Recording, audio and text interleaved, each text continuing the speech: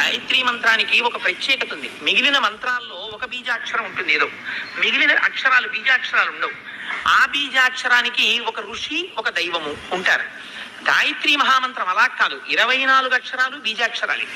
24 బీజాక్షరాలకి గురువులు ఉంటారు, ఋషులు ఉంటారు, దైవం ఉంటారు.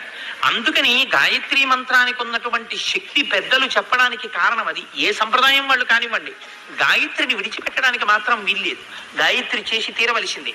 రామాయణం కూడా ఒక్కొక్క బీజాక్షరాన్ని తీసుకుని 1000 శ్లోకాలు చెప్పారు. అందుకని గాయత్రీ మంత్రానికి వ్యాఖ్యానమే రామాయణం. అందుకని 24,000 శ్లోకాల్లోకి రామాయణం వచ్చింది. అందుకని మొట్టమొదట ప్రారంభం చేస్తూ గాయత్రీ మంత్రంలో మొట్టమొదటి అక్షరంతో ప్రారంభం చేశారు. అందుకే తపస్సాధ్యాయ నిరతం అంటూను.